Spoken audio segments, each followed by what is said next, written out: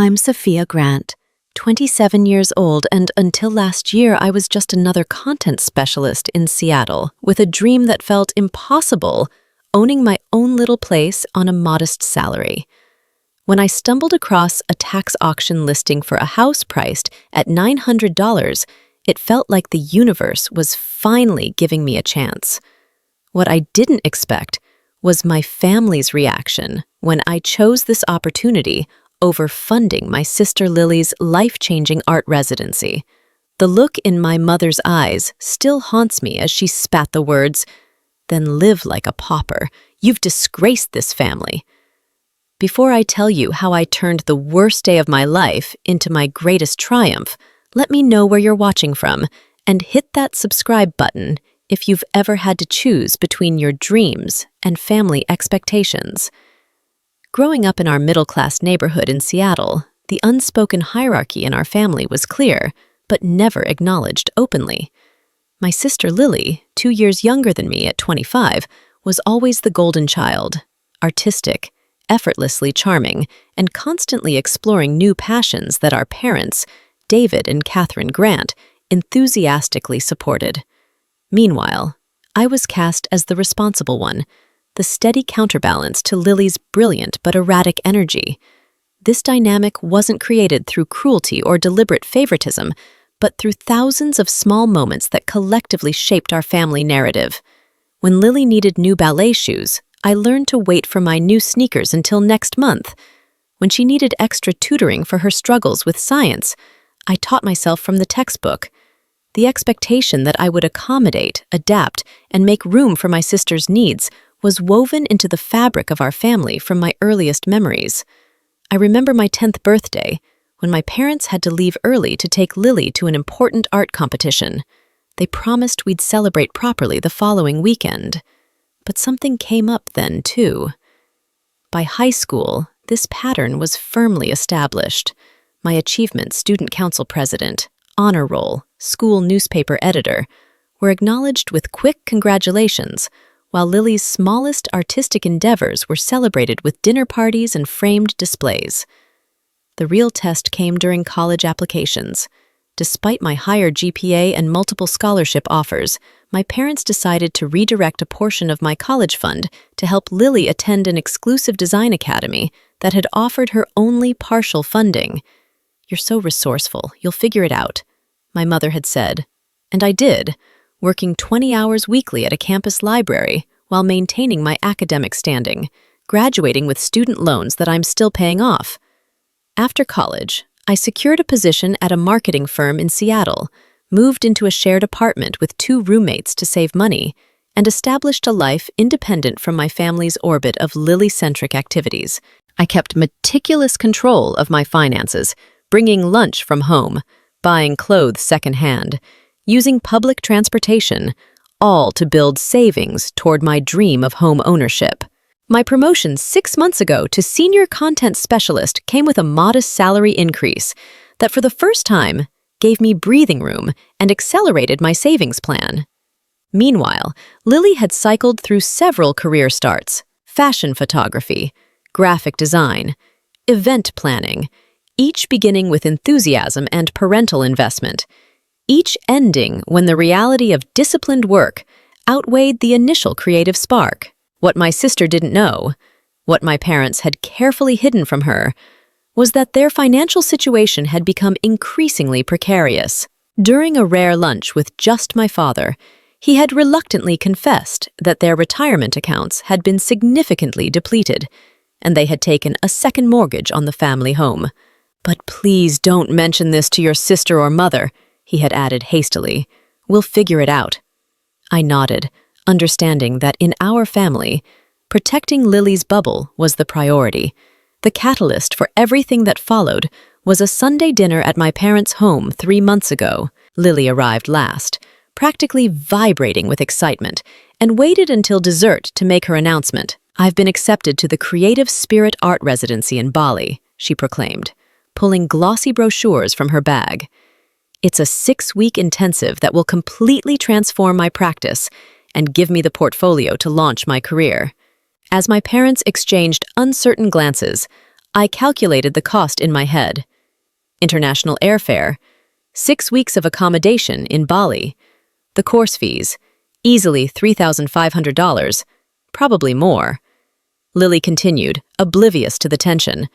It starts in just 5 weeks, which is perfect timing for me to transition from the gallery. She had been working part-time at an upscale art gallery for about 4 months, her longest employment stint to date. My father cleared his throat. That sounds wonderful, sweetheart, but that's quite an investment. Have you thought about the costs involved? Lily's face fell slightly before she rallied. I've saved a little, and I thought maybe we could treat this as a family investment in my future career. Once I'm certified, I can start teaching right away. The look my parents exchanged was brief, but loaded with meaning. And then, like clockwork, 3 sets of eyes turned to me. My mother spoke first, her voice casual but purposeful. Sophia, didn't you mention getting a raise recently? Family supports each other, and this sounds like such an amazing opportunity for your sister. The familiar weight of expectations settled on my shoulders, but this time something felt different. Perhaps it was the knowledge of my parents' financial struggles they were hiding from Lily. Or perhaps it was the nearly $40,000 I had painstakingly saved over years of sacrifice, now tantalizingly close to a down payment on a modest home. Whatever the reason, instead of my usual accommodating nod, I heard myself say, "Let me think about it," which, in our family dynamics, was practically a declaration of rebellion. The Seattle housing market had been a source of constant frustration for me, with even the smallest condos in marginally safe neighborhoods starting well above what my careful budget could accommodate. I had been searching listings nightly for months, watching as properties were snapped up within days, often at 10 to 15% above asking price. My rental situation was becoming increasingly unstable as well. My roommates had both recently announced plans to move in with their respective partners, leaving me facing either finding new roommates or somehow affording the 2-bedroom apartment on my own. The discovery that changed everything happened entirely by accident, 3 days after the family dinner where Lily announced her residency plans. My coworker Liam was researching tax auctions for a marketing client who specialized in property investment, and I was helping him organize information for the presentation. "Look at this one," Liam said, pointing to his screen. $900 starting bid for a whole house. That's got to be a typo. I leaned over to look at the listing. A small craftsman-style home built in the 1930s in the Beaumont neighborhood. The photos showed a clearly abandoned property with boarded windows, overgrown yard, and visible exterior damage. But the bones of something charming were still visible beneath the neglect. It's probably got a lien against it or structural issues that would cost tens of thousands to fix, Liam said with a laugh. But something about the property captured my imagination.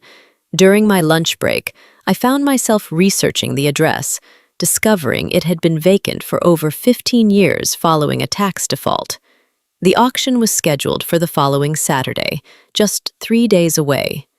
After work, I drove to the neighborhood to view the property from the outside. The street was better than I expected, a mix of well-maintained older homes and some in various stages of renovation, suggesting a neighborhood in transition. As I stood staring at the rundown cottage, an elderly Vietnamese woman emerged from the neighboring property. "You interested in the old Miller place?" she asked. I introduced myself, and she identified herself as Mrs. Nguyen, a 30-year resident of the neighborhood. "Sad story," she said, shaking her head. The Miller family, elderly couple, both passed within months of each other. Their son was supposed to inherit, but he had troubles, addiction, I think. Never claimed the property, and it's been sitting empty since. Shame to see it fall apart. It was a beautiful home once. Encouraged by this encounter, I spent the evening researching renovation costs, zoning regulations, and property values in the area. The next day, I called Ben Carter, a contractor friend from college who did budget renovations, and described the property. "Honestly, it's probably a money pit for most people," he said after looking up the listing I sent him.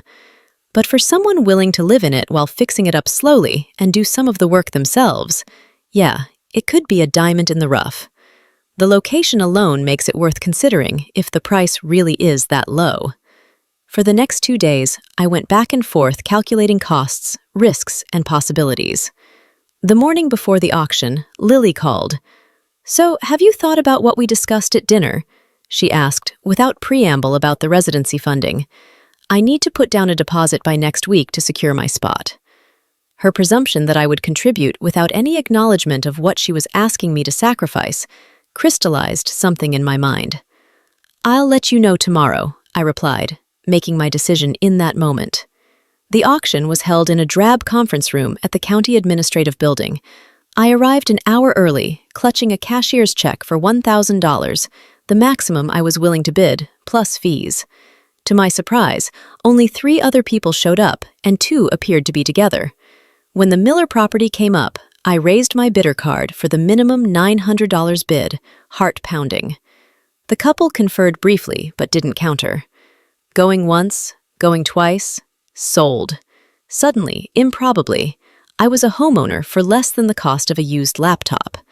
The euphoria was immediate and overwhelming as I completed the paperwork and received the certificate of sale. In a daze, I drove directly to the property, my property, and stood on the crumbling sidewalk, staring at the dilapidated cottage with a mixture of elation and terror. What had I done?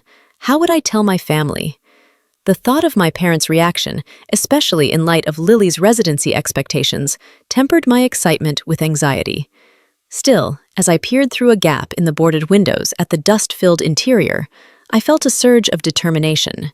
This was mine, the first thing that had ever been truly, solely mine, and somehow I would make it work. I called my best friend Chloe from the sidewalk in front of my new house, barely able to form coherent sentences through my excitement. "You did what?" she exclaimed, her voice a mixture of disbelief and admiration. $900 in Seattle? That's not even a month's rent for a closet? I explained the condition of the house, the risks involved, and my tentative renovation plans. Chloe alternated between cautioning me about potential disasters and congratulating me on my boldness. "What did your family say?" she finally asked, hitting the question I'd been avoiding. "I haven't told them yet," I admitted, with Lily's retreat thing hanging in the air. "It's complicated." Chloe's silence spoke volumes. She had witnessed enough of my family dynamics over our decade of friendship to understand the implications. "Want me to come with you when you tell them?" she offered. I declined, but promised to call her afterward, regardless of the outcome. That evening, I received a text from my mother. "Dinner tomorrow at 6. Lily has exciting updates about her residency. Don't be late." The timing seemed cosmically engineered for maximum drama, but perhaps it was better to get everything out in the open at once. I spent a restless night alternating between watching YouTube videos about basic home repairs and rehearsing how to break my news to the family. When I arrived at my parents' house the following evening, Lily's car was already in the driveway alongside an unfamiliar vehicle that turned out to belong to her new boyfriend, Alex, a sculptor she had apparently been dating for 3 weeks. Inside, my mother was setting the table with the good china, a sign that this dinner was considered a special occasion. "There she is!" Lily called when I entered, rushing over to hug me with unusual enthusiasm. "I have so much to tell you!" Throughout the appetizer course, my mother's special occasion salmon cakes, Lily dominated the conversation with details about her residency, the famous artists who would be teaching, and the networking opportunities that awaited her. Alex, a quiet man with a thoughtful gaze, nodded sagely at everything she said, and occasionally interjected with art terminology I didn't understand. As my mother served the main course, Lily finally reached into her bag and pulled out several printed sheets. "So, I've worked everything out financially," she announced, sliding papers toward our parents and me. I looked down to see a detailed breakdown of costs totaling $3,800, more than I had estimated, with a pie chart showing expected contributions.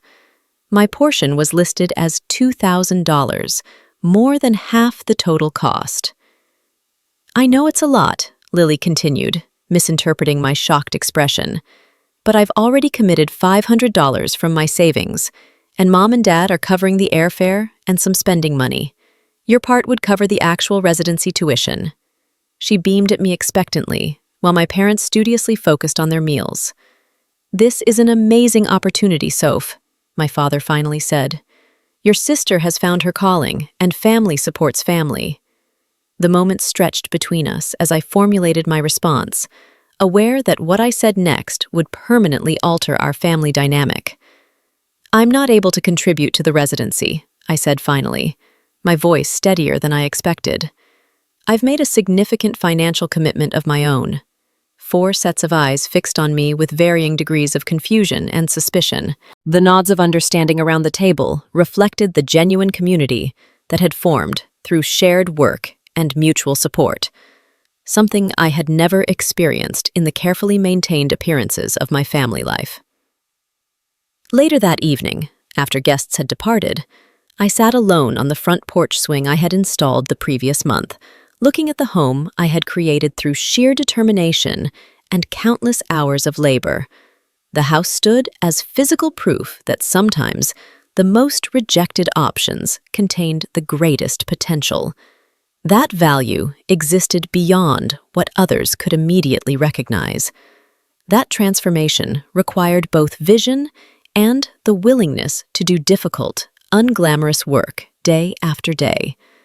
Perhaps most importantly, I had learned that real strength wasn't found in meeting others' expectations or sacrificing my needs to maintain peace, but in the courage to define success on my own terms and the resilience to pursue it despite opposition.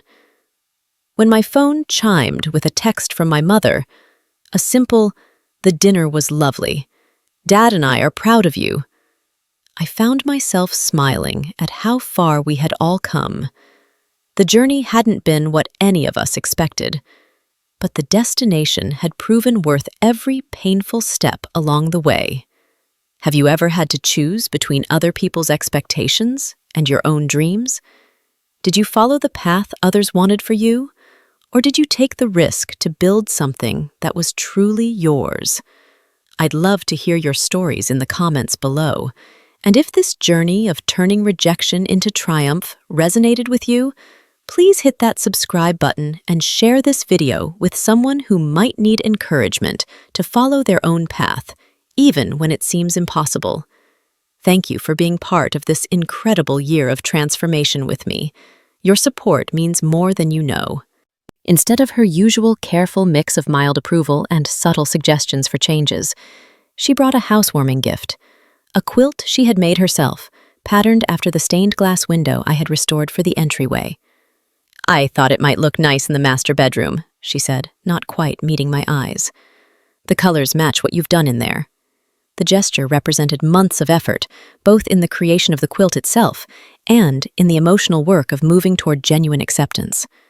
Our relationship remained complicated, the patterns of a lifetime not easily rewritten, but we were learning to know each other as adults, rather than through the restrictive roles of our family script. My sister's journey toward understanding had progressed more quickly, perhaps because her own post-residency struggles had created unexpected empathy. After 3 failed attempts to launch art classes at local studios, Lily had found herself facing the kind of persistent rejection I had experienced for years in the housing market. I never understood before how hard it is to keep trying when nothing seems to work out, she admitted during one of our now regular coffee meetings. "You just kept going with this house, even when it seemed impossible." Her growing respect for my perseverance had gradually transformed into genuine interest in the renovation process itself. To my surprise, Lily revealed an aptitude for design elements I often overlooked, her artistic eye complementing my more practical approach. She had recently begun bringing lunch to the house on Saturdays to help with whatever project I had underway. Our childhood competitiveness slowly giving way to an appreciation of our different strengths. My father had become an unexpected ally in practical matters, his engineering background proving valuable when complex structural issues arose. Though he never directly apologized for the initial rejection, His consistent presence and willingness to spend weekends helping with projects spoke louder than words could have. "Your grandfather would be proud," he said once while helping install new water pipes. He always said you could judge a person's character by how they handle tools and problems. You handle both pretty damn well. The anniversary dinner represented the culmination of a year's work on both the house and my own understanding of what truly mattered. As we shared food and stories under the evening sky, I realized that the house had given me far more than physical shelter. It had provided the catalyst for breaking dysfunctional patterns, for discovering capabilities I never knew I possessed, for building authentic connections based on mutual respect rather than obligation. When the conversation naturally turned to my renovation journey, I found myself saying, the biggest restoration wasn't the house, it was me.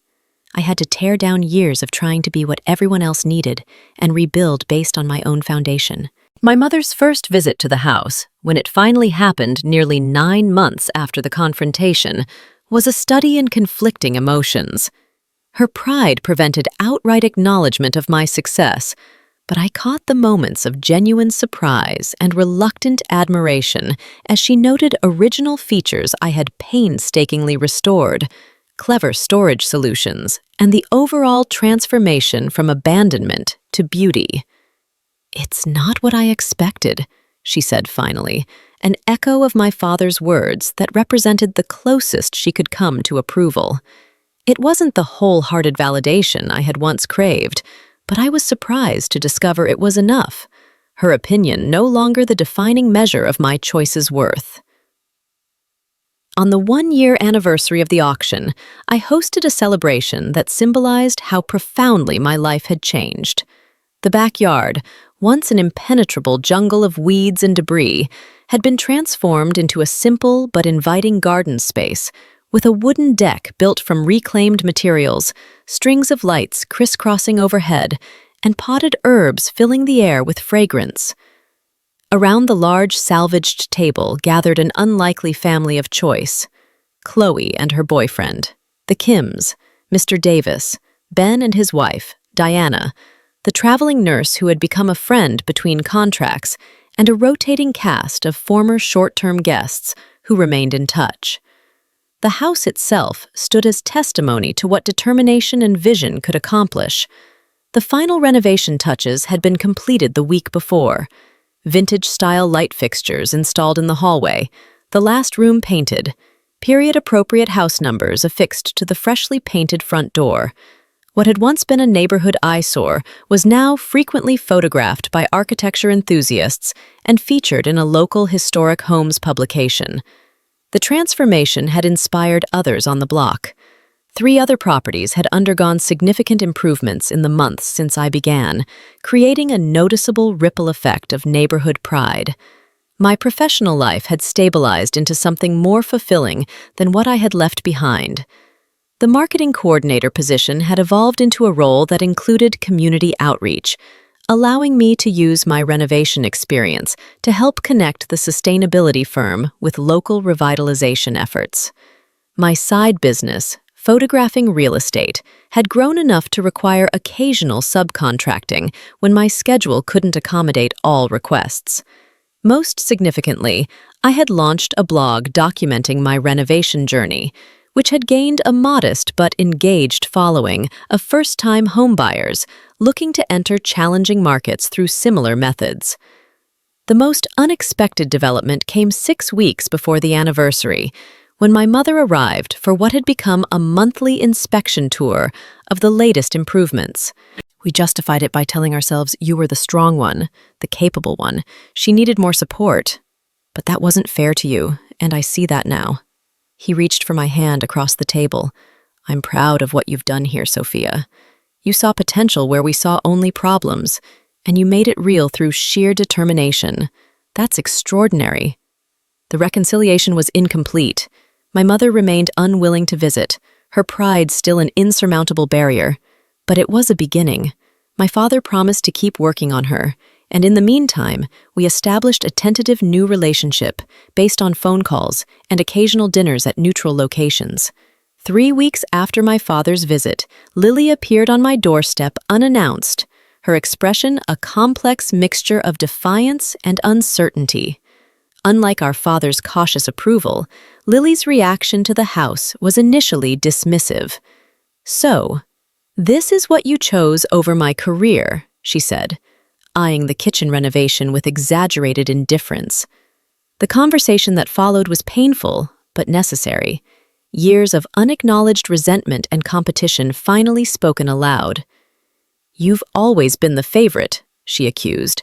"The perfect daughter with the perfect grades and the perfect job." I laughed without humor. "And you've always been the one whose dreams matter, whose desires come first, whose failures are just stepping stones to the next opportunity everyone rushes to fund." The argument escalated, then gradually transformed into something more honest as exhaustion replaced anger. For perhaps the first time, we spoke to each other as adults rather than as competitors for parental approval. "I was jealous of your certainty," Lily admitted finally. "You always seemed to know exactly what you wanted and how to get it. I'm still trying to figure out who I am." By the time she left, something fundamental had shifted between us. Not forgiveness exactly, not yet, but recognition of each other's struggles, of the roles we had been assigned in our family's drama, of the possibility that we might eventually find our way to a relationship not defined by our parents' expectations. "The house really is beautiful," she said at the door, the first genuine compliment she had offered. "Maybe you could help me figure out what color to paint my room at Mom and Dad's. Apparently, I'm staying longer than I thought." It was a small olive branch, but I recognized it for the effort it represented. "I'd like that," I replied, meaning it despite the lingering hurt. The healing of family wounds proved to be like the renovation itself, a long process of addressing fundamental issues rather than cosmetic fixes, with progress measured in small improvements rather than dramatic transformations. There were setbacks, a particularly difficult family dinner that ended in renewed argument, weeks of silence following thoughtless comments, but the general trajectory was toward rebuilding, however slowly. "When you described your plans, I couldn't envision this." We settled in the partially finished kitchen where I offered coffee and waited for whatever had truly brought him to my door. "Your mother and I," he began, then paused to clear his throat. "We haven't been fair to you." The admission hung in the air between us. "The situation with the residency and your house purchase, we handled it badly, but there were things you didn't know." He proceeded to reveal what I had long suspected. Their financial situation was significantly worse than they had let on, with credit card debt accumulated to maintain appearances and support Lily's various endeavors, second and third mortgages on their home, and retirement accounts that had been repeatedly tapped for emergencies that were often Lily's abandoned ventures. "We thought the residency would be different," he said, "that she'd finally found her path. We couldn't tell her no, not again, but we couldn't afford it either. When you announced you'd spent money on this house," he gestured around us, "it felt like you were deliberately sabotaging her chance, choosing a rundown property over your sister's future." I let him talk. Years of family dynamics unspooling as he gradually acknowledged the pattern of expectations placed on me versus those placed on Lily. The exterior renovation was nearly complete. New roof, repaired siding, painted a cheerful sage green, restored front porch with period-appropriate details, and landscaping that, while simple, had reclaimed the yard from years of neglect. Inside, 2 bedrooms were fully renovated and almost continuously rented through my now well-reviewed short-term rental listing, providing steady income that funded ongoing work on the remaining spaces. My employment situation had stabilized as well. After 3 months of temporary positions and freelance work, I secured a marketing coordinator position with a local sustainability-focused firm, a lateral move in terms of title, but with better compensation and a company culture that valued work-life balance, allowing me to maintain my renovation schedule. My side business, photographing real estate, had grown enough to require occasional subcontracting when my schedule couldn't accommodate all requests. Most significantly, I had launched a blog documenting my renovation journey, which had gained a modest but engaged following of first-time homebuyers looking to enter challenging markets through similar methods. The local newspaper ran a feature on neighborhood revitalization efforts, prominently featuring before and after photos of my house, alongside quotes from neighbors about the positive ripple effect of my renovation, inspiring other improvement projects on the street. While I savored the vindication this public recognition provided, the continued silence from my family cast a shadow over these achievements. Lily had returned from her residency 3 months earlier with an art teacher certification, but no immediate career prospects in the competitive Seattle art market. Through neighborhood grapevine connections, I heard she had moved back into our parents' home temporarily while exploring her options. Financial difficulties within my family were becoming increasingly apparent to their social circle, with my parents quietly listing their cabin for sale and my mother returning to part-time work at her former accounting firm after years of retirement. I had maintained sporadic contact with Uncle James, who occasionally provided these updates while respecting my parents' boundaries. The uneasy equilibrium shattered unexpectedly on a Saturday afternoon in June, nearly 7 months after the confrontation. I was staining newly installed kitchen cabinets when a knock at the door revealed my father standing on the porch, newspaper tucked under his arm, expression unreadable. "I saw the article," he said after a moment of heavy silence, holding up the newspaper featuring my house. "May I come in?" The conversation that followed was stilted and cautious at first, both of us navigating the unfamiliar territory of our estrangement. He walked through the house, taking in the transformation with visible surprise. "This is not what I expected," he admitted, running his hand along a restored original banister. My marketing background included basic photography skills, and with the help of YouTube tutorials and practice, I was able to produce images that satisfied her requirements. What began as a one-time gig evolved into a regular side hustle, providing additional income while allowing me flexibility to continue house repairs and job interviews. In a stroke of unexpected good fortune, a local blog focused on Seattle neighborhood revitalization discovered my project through community connections and requested an interview about grassroots urban renewal. The resulting feature, Seattle's youngest urban homesteader breathes new life into abandoned historic property, included before and in progress photos of the house and a quote from Mr. Davis about how my efforts were bringing pride back to the block. The publicity generated interest in my short-term rental, creating a waiting list of potential guests for when Diana's stay concluded, and also led to connections with local salvage companies willing to provide discounted materials in exchange for mentions in future articles. As December progressed, the absence of family became increasingly painful.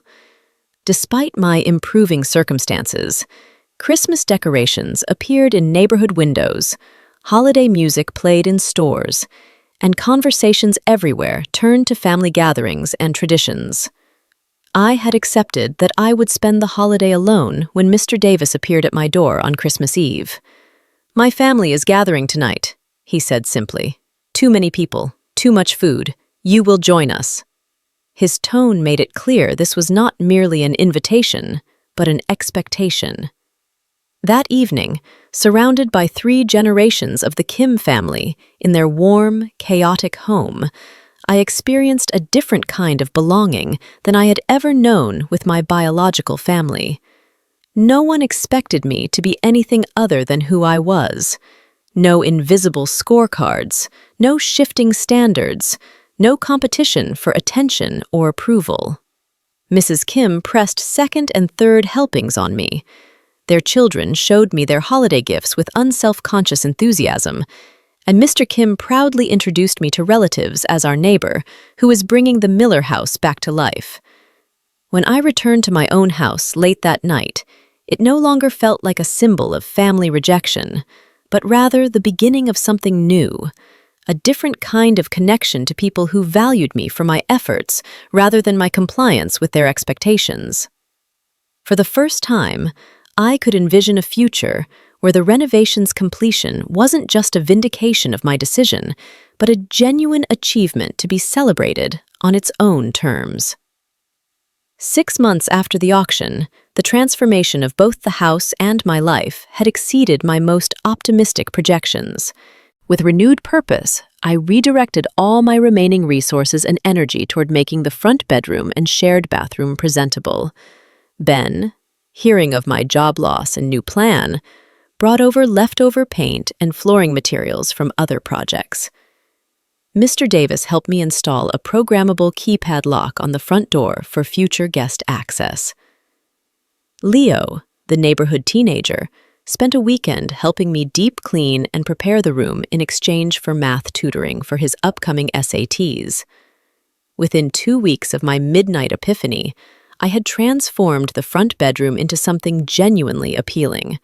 Freshly painted walls in a warm cream, refinished original hardwood floors, a carefully restored built-in bookcase, and simple but attractive furnishings cobbled together from thrift stores and neighborhood free piles.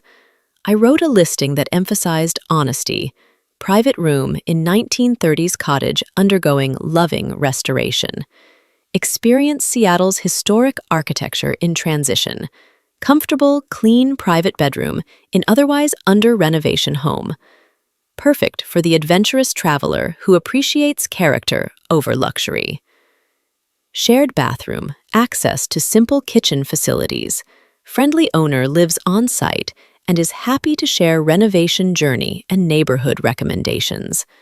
I set the rate deliberately low, $40 per night, with discounts for weekly or monthly stays, and crossed my fingers. 3 days later, I received my first booking request. A traveling nurse named Diana needed accommodation for a 6-week contract at a nearby hospital, starting immediately. The monthly rate I had offered was significantly less than she would pay elsewhere, and as a healthcare worker, she kept long hours that would give me plenty of time to work on the house without disturbing her. It seemed almost too perfect, raising fears that once she saw the reality of the still very much under construction property, she would demand a refund and leave scathing reviews that would kill my rental business before it began. Instead, Diana arrived, surveyed the property with clinical objectivity, pronounced her room perfectly functional, and proceeded to become not just a reliable tenant, but an unexpected ally. I grew up in a family of contractors, she revealed over shared coffee during her first weekend. I know my way around basic electrical work if you ever need an extra pair of hands. The steady income from Diana's stay, modest as it was, provided enough financial breathing room to continue essential repairs and maintain my job search.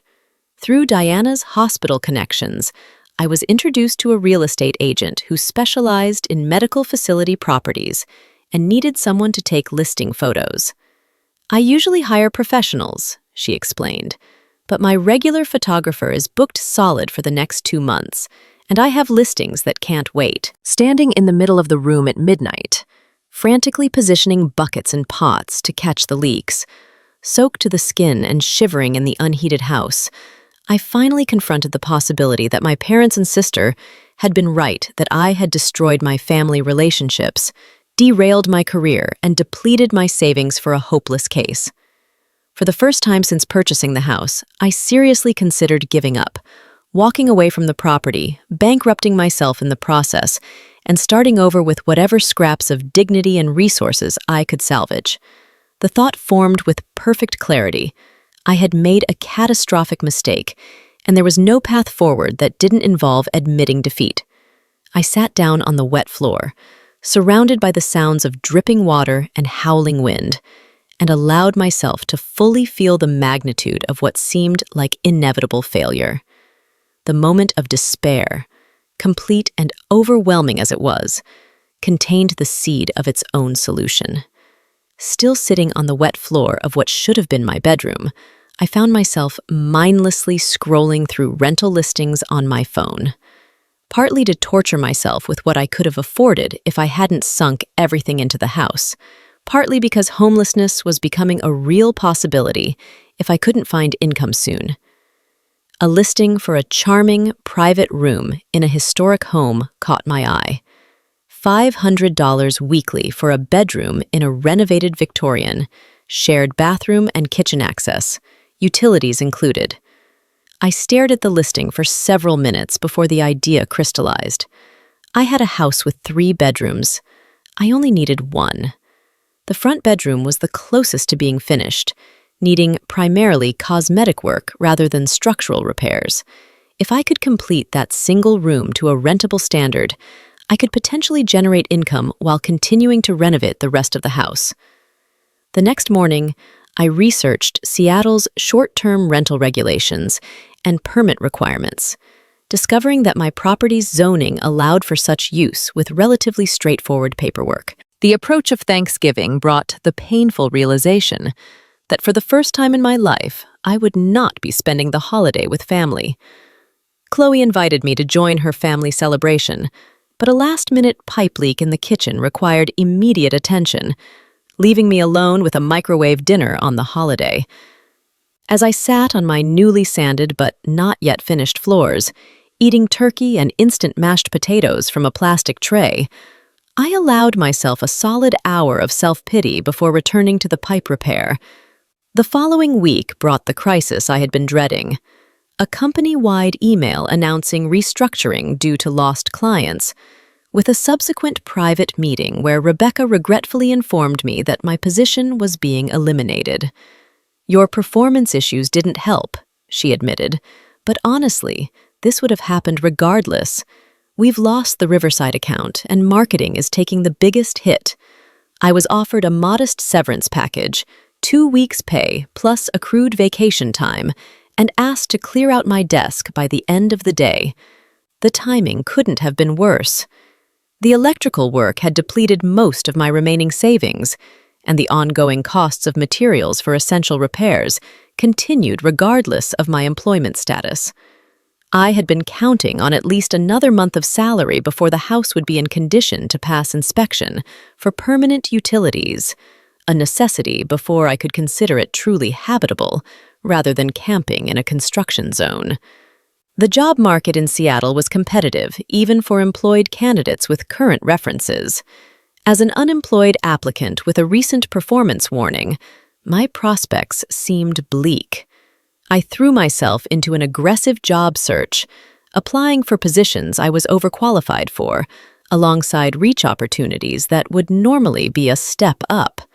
Simultaneously, I accelerated work on the house, recognizing that completing enough repairs to make it officially habitable would eliminate my largest ongoing expense, the rent I continued to contribute to Chloe, despite primarily living at the house. Days blurred into an exhausting cycle of online job applications, interviews that went nowhere, and increasingly desperate renovation work. My severance ran out quickly, followed by my emergency fund. I began selling non-essential possessions to buy construction materials, each trip to the hardware store becoming an exercise in painful prioritization. The breaking point came during an early December rainstorm. A section of patched roof gave way, sending water cascading into what I had hoped would be my finished bedroom within weeks. That version of me, emerging slowly through dust and sweat and occasional tears, felt increasingly like someone I was proud to be, regardless of whether my family ever came to see it. 6 weeks after purchasing the house, I received an unexpected call from my cousin Sarah, my Uncle James's daughter. After awkward pleasantries, she hesitantly shared information that landed like a physical blow. My parents had emptied a significant portion of their retirement accounts to fund Lily's residency, which she was currently attending in Bali. "I thought you should know," Sarah said uncomfortably. "Aunt Catherine has been telling everyone you refused to help despite having the money, and now they're in financial trouble because of it." The revelation that my parents had jeopardized their future to fulfill Lily's desires while simultaneously condemning my choices created a complex mixture of emotions. Vindication that my concerns about their finances had been justified. Hurt that they would sacrifice so much for one daughter while rejecting the other. And genuine worry about their long-term security. What followed was a campaign of family gossip that reached me through various channels. Extended family members reaching out with concern, old family friends mentioning things they'd heard, even a former high school classmate whose mother played bridge with my aunt. The narrative being circulated painted me as selfish and my house as something between a crack house and a death trap, with embellishments growing more dramatic with each retelling. Attempts to correct the record were met with skepticism or polite disengagement, the original story apparently more entertaining than the truth. I tried to focus on the progress with the house rather than the pain of these betrayals, but the stress inevitably affected other areas of my life. At work, my performance began to suffer noticeably.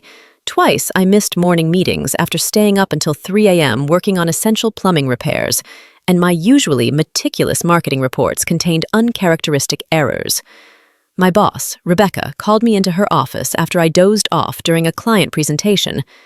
"I don't know what's going on with you," she said, "but this isn't the Sophia I hired. Consider this an official warning." I promised improvement, knowing even as I spoke that something would have to give in my unsustainable schedule. Meanwhile, Lily had begun posting daily updates from her residency. Beachfront painting sessions, smiling group photos with her new creative family, philosophical captions about releasing negativity that seemed pointed given the timing. Each post received enthusiastic comments from my parents, their support a stark contrast to their continued silence toward me. My repeated attempts to reach out, carefully worded texts, voicemails, even a handwritten letter, went unanswered, except for a brief message from my father. "We need time. Please respect that." 3 weeks into ownership, Ben, the contractor friend, appeared at my door unannounced on a Saturday morning. "I brought reinforcements," he said, gesturing to his truck where 2 of his crew members waited. "We've got a cancellation today, and I thought we might knock out some of that electrical work at friend pricing." The friend pricing was still a stretch for my budget, but with their help, the main electrical panel was replaced and the most critical wiring issues addressed in a single intense day of work, bringing the house significantly closer to being legally habitable. While removing damaged drywall to access wiring, we discovered an unexpected bonus. Behind decades of cheaply installed wall coverings lay the original hardwood floors in remarkably good condition. "That's the thing about these old houses," Ben said, inspecting the find. "Sometimes the ugly renovations actually protect the good stuff underneath." This pattern repeated itself as work progressed. Linoleum peeled back to reveal original hardwood floors, a false ceiling removed to expose beautiful crown molding, and most spectacularly, a small stained glass window discovered in the attic, likely removed from the front door decades ago during a security upgrade and forgotten. Each discovery felt like the house itself was revealing its potential, rewarding my faith and persistence with tangible evidence that my impulsive purchase might not have been so misguided after all. I established a grueling but productive routine: work during the day, renovation for 4 to 5 hours each evening, collapse into exhausted sleep, repeat. Weekends were entirely dedicated to the house, often with the volunteer assistance of my new neighborhood connections. The progress was slow but steady, one room becoming truly livable, then another. The bathroom made functional, if not beautiful. The kitchen at least safe for basic food preparation. My body ached constantly from unaccustomed physical labor. My hands became rough and often bandaged from minor injuries, and I existed in a near-permanent state of exhaustion. Yet paradoxically, I began to feel more alive and purposeful than I had in years, perhaps ever. Each small victory, a wall painted, a fixture replaced, a room cleared of debris, brought a satisfaction entirely different from anything I had experienced in my carefully managed former life.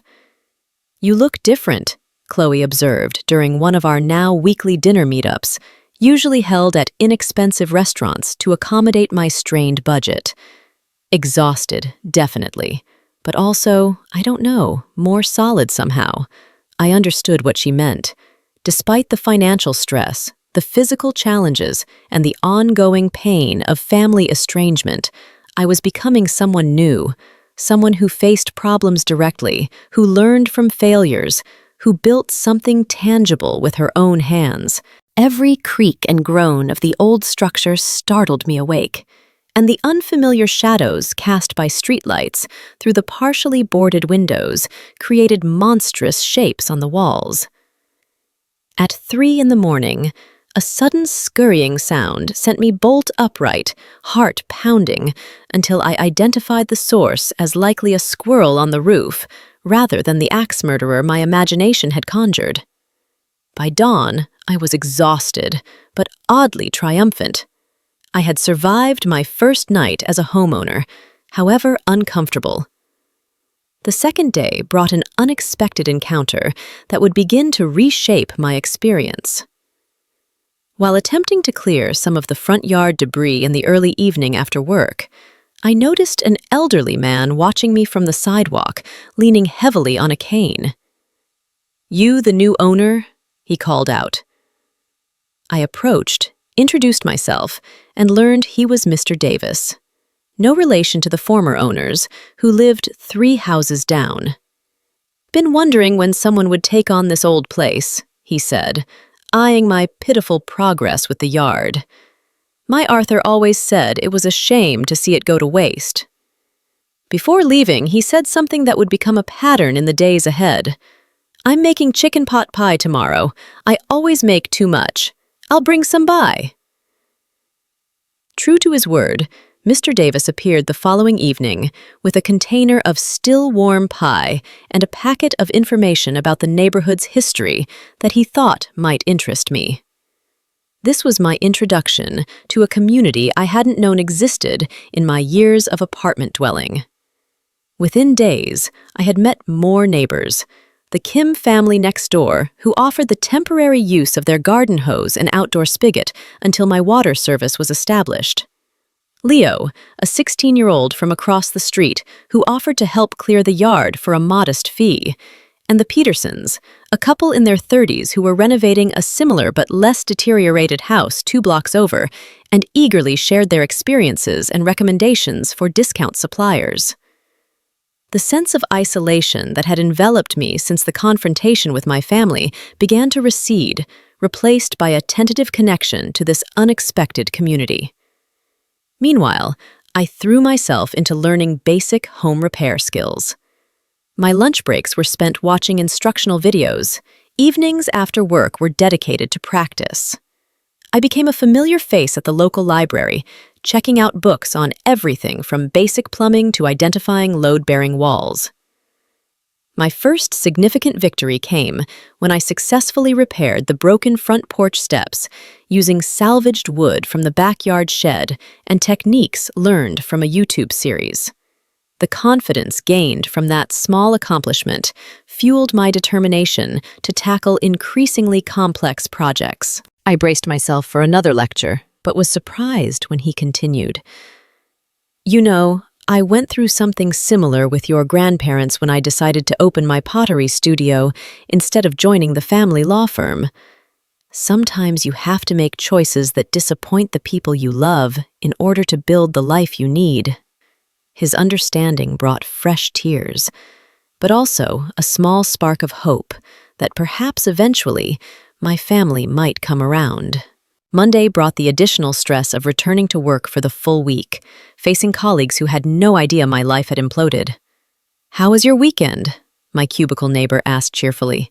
"Do anything fun?" I murmured something about house projects and escaped to the bathroom to compose myself. The financial reality of my situation was becoming clearer and more daunting by the day. The contractor, Ben, visited the house with me after work and delivered the sobering news that the electrical system would need to be completely replaced before the house could be safely inhabited. A job that would cost nearly $4,000, far more than I had anticipated for initial repairs. "The structure is actually better than it looks," he offered as consolation. "Good bones, as they say, but you've got your work cut out for you." That night, finding a family photo tucked in my wallet while searching for a receipt, I broke down completely. Chloe held me while I sobbed, releasing all the hurt, doubt, and fear that had been building. Maybe they're right. I choked out between tears. Maybe this was a huge mistake. I've lost my family over a worthless house I can't even afford to fix. Chloe let me cry myself out before speaking. Listen to me, Sophia. You made a choice to invest in yourself after a lifetime of putting others first. That's not a mistake. That's growth. It's scary and it's hard, but it's not wrong. Her words didn't immediately erase my doubts, but they gave me enough strength to face the next day, and the one after that. And slowly, almost imperceptibly, those days began to build a new version of my life, one I had never imagined, but one that increasingly felt like it might become something authentic and valuable, even if the path to get there was strewn with more obstacles than I had bargained for. With the reluctant blessing of my landlord by proxy, I began the process of moving my essential belongings into the house, focusing on making a single room the small, former dining room with the least amount of visible damage, temporarily habitable. I scrubbed every surface, sealed a small crack in the window with clear packing tape, and set up an air mattress, a lamp connected to an extension cord running to a neighbor's outlet, with permission and payment arranged, and a plastic storage bin for my clothes. The first night alone in the house was a test of courage I nearly failed. I think it's best if I go. As I headed for the door, my mother's voice stopped me cold. Then go live in your junk house if that's what you value. You've shamed this family with your selfishness. My father didn't contradict her. His silence, an endorsement of her judgment. Don't come back until you've fixed your priorities, my mother added as I stepped onto the porch, the door closing firmly behind me before I could respond.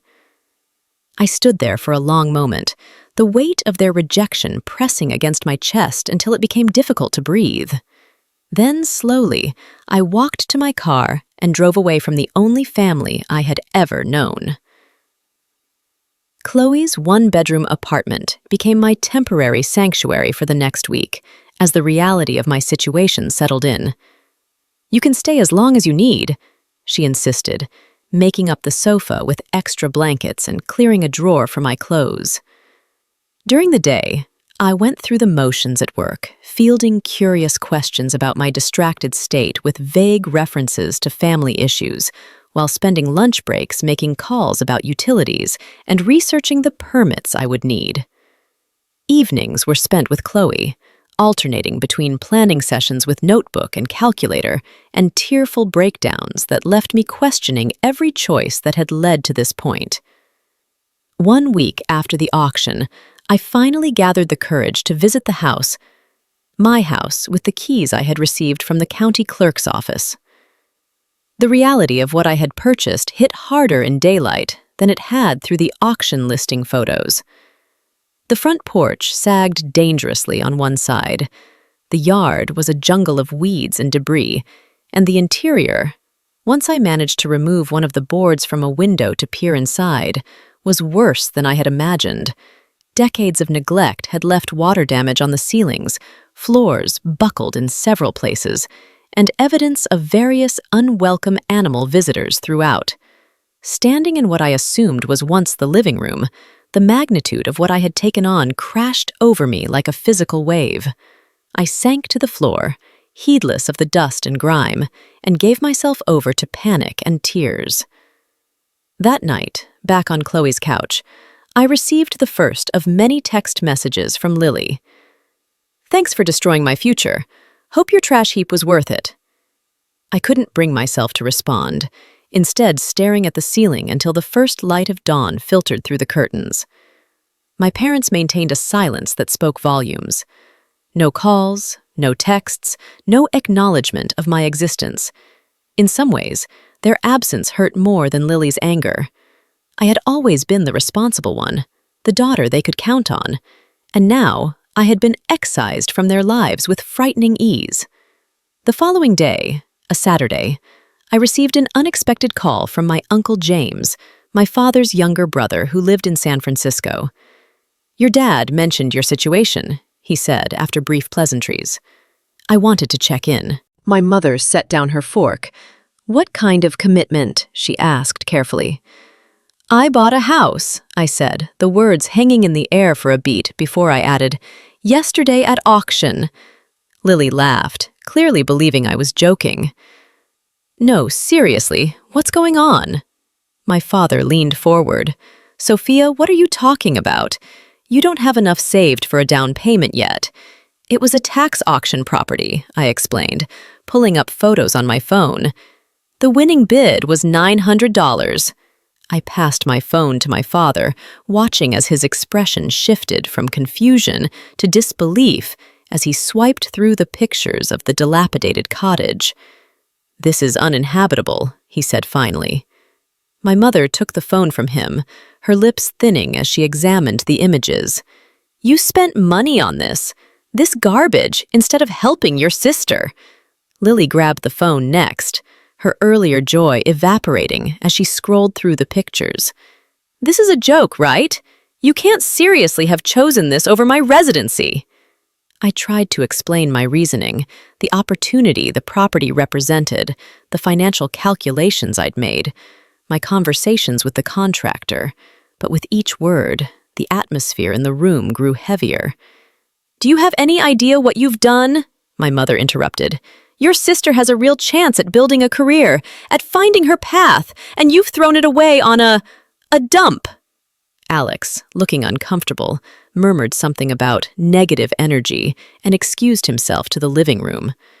I've been saving for years, I said, my voice rising despite my efforts to stay calm. This is my chance to build something for myself, instead of always putting everyone else first. My father shook his head, disappointment etched in every line of his face. This isn't about putting yourself first, Sophia. This is about making smart decisions versus foolish ones. That house will drain every penny you have and still be worthless. Lily pushed back from the table, tears streaming down her face. You've ruined everything, she cried. The deposit is due next week, and without your part, I can't go. Do you know how competitive it was to get accepted? This was my one chance. The argument escalated, voices rising until our neighbors could surely hear through the open dining room windows. My mother followed Lily to comfort her, while my father and I continued our increasingly heated exchange in the dining room. You've always been the responsible one, he said, his voice heavy with disappointment.